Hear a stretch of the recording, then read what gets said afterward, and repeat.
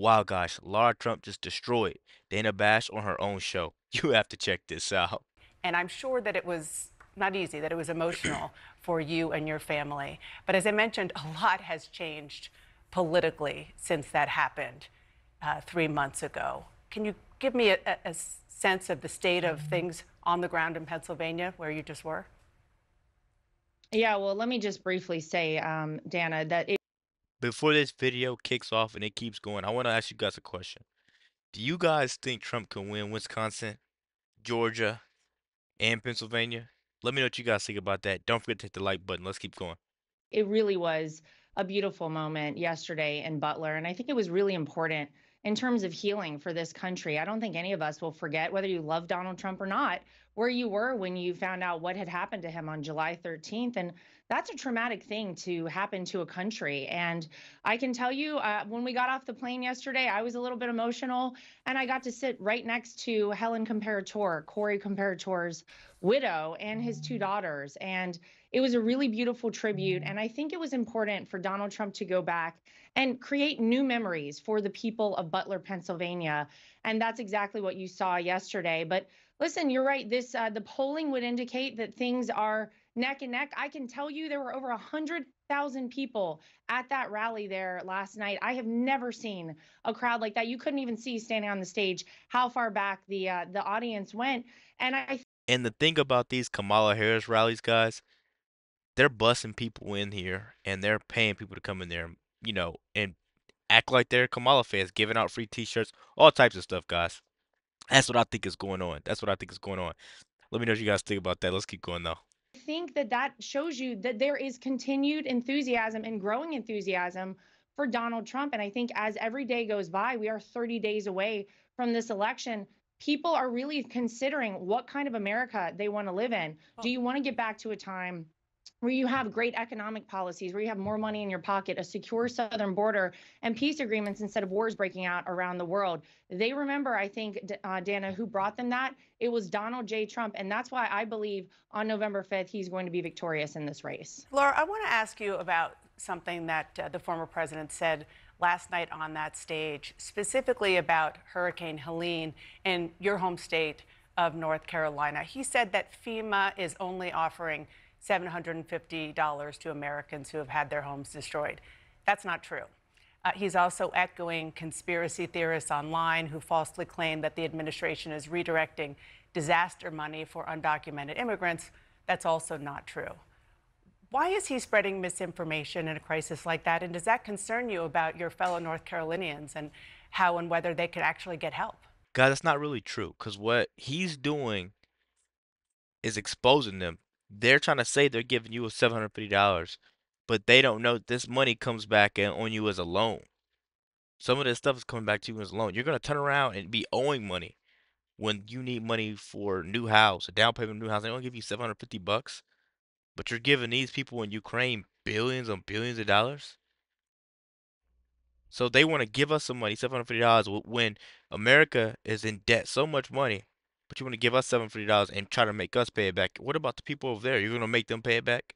Are you going to go over there and go manhandle your money? But you're going to mess around and put me in jail over $750, man. And I'm losing my house to a natural disaster. How does that make sense? Let's keep going, guys.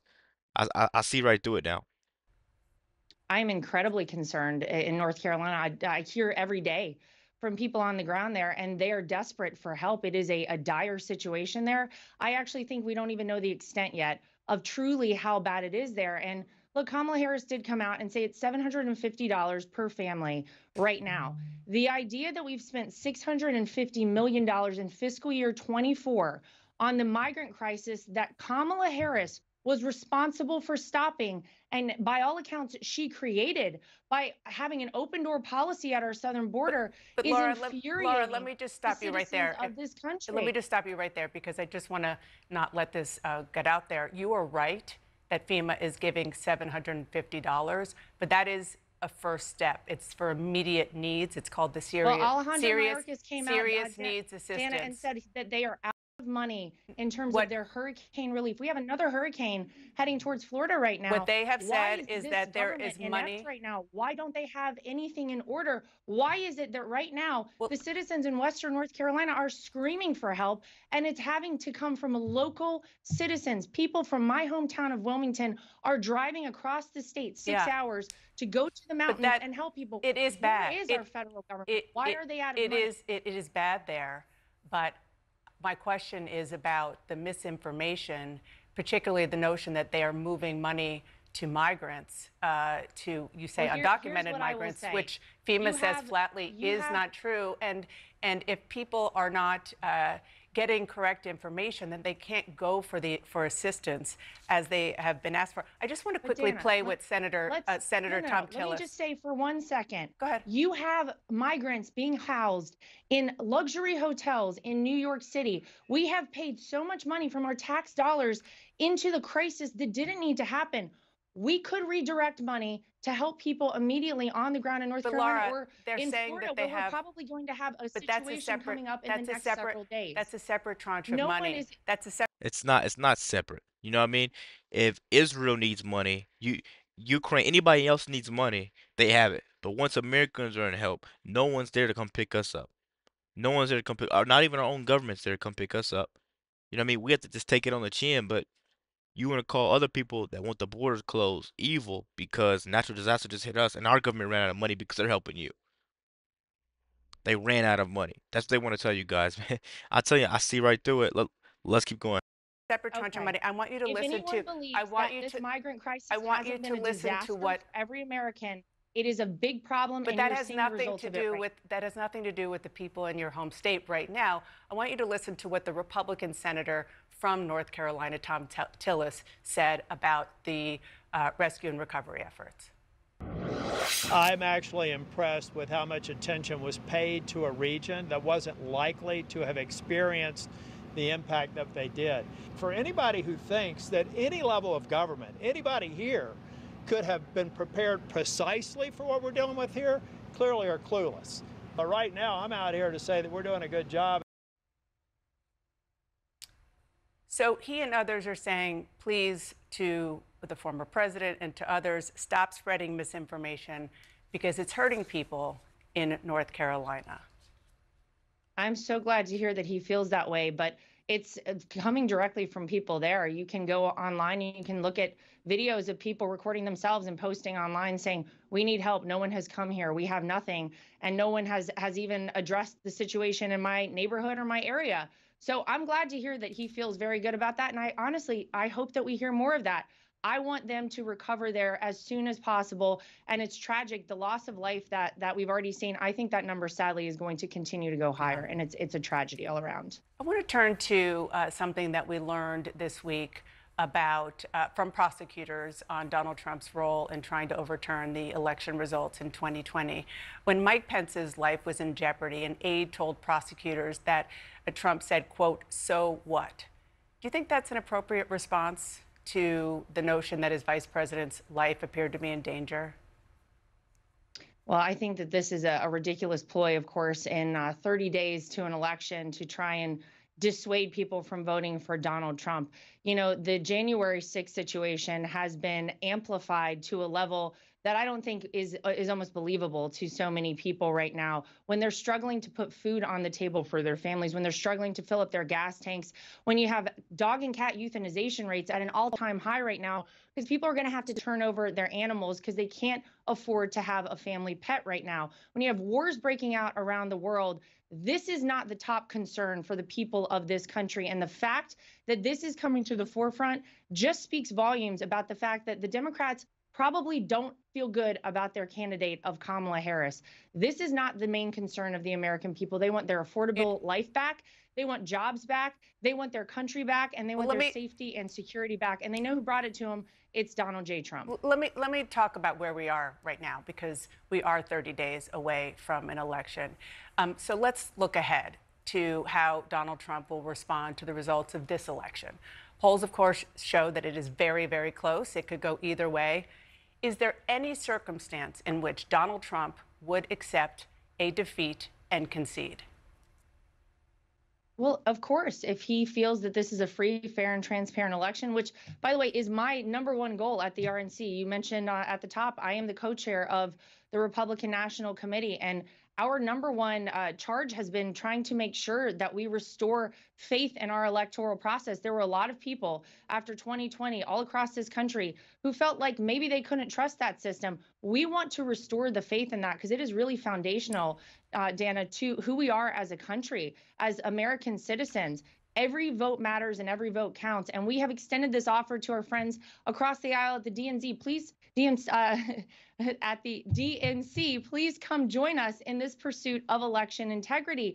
And so we want every person to feel when they go vote in America, whether they're voting Republican, Democrat, or third party candidate, their vote matters and their vote counts. And assuming everything is free, fair, and transparent, absolutely. If Donald Trump loses this election, he has said himself he will be happy to accept those results. Part of the reason why people are so unsure about what happened in 2020 is because Donald Trump claimed that it wasn't a free and fair election. And there is no evidence to prove that. There were, 60 lawsuits where lawyers like the ones that you're hiring went through the process, which he had every right to do. And there was no evidence of widespread fraud. His Attorney General, Bill Barr, said that again.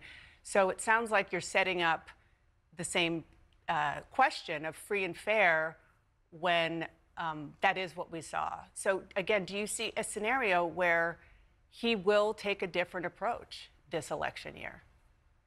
Well, we are setting things up differently from Like Laura keeps trying to explain to her, is January 6th is getting amplified to something that it really wasn't. They're trying to make it seem like this guy's going to try to take over the world if he doesn't win. That's not the case, guys. We would accept an honest election, but we won't accept another stolen election. That's what I tell you guys right now. Let's keep going. the RNC standpoint. And we, instead of having to respond days, weeks, or months later to any issue that we might have, are going to have people in the room every time a vote is cast and counted so that we can ensure if there is any question about anything, we're addressing it right then in that moment. And we're not waiting later. Those lawsuits you referenced, by the way, the vast majority of them were not dismissed based on merit. They were dismissed on clerical errors. And if you go back and look at that election, let's just be honest. Everybody watching this understands that was a very different, very unique election. Laws were changed state by state illegally. It's the state legislature that decides the voting laws in each state. That didn't happen, and it was because of COVID-19. You had poll watchers who had to stand across a room and couldn't even see anything going on. You had massive information coming out that people just said, I don't understand what's going on here, and we never got answers to that. We're trying to rectify that right now. And we are hoping that 2024 is the year and going forward that people trust our electoral process once again. Again, it is our number one focus. I want to say that there were more than 60 cases. They weren't clerical issues. And the thing that people need to understand is that if there was widespread fraud, as the former president still claims, he would have had to give evidence. And no judge saw evidence. His own attorney general didn't see evidence of that fraud. Guys, I'm going to ask you a question. When is Dana Bash going to lose her job? All she does is spread these false lies on her channel, and she tries to get us people to believe him. We support Trump when we support Trump for a reason. He's willing to accept an honest election, and I'm willing to accept an honest election. But what I'm not going to do is accept a stolen election. That's what I won't accept. Let me know what you guys think about this video. Be sure to like, comment, subscribe if you're new. And as always, let me know what you react to. We're out.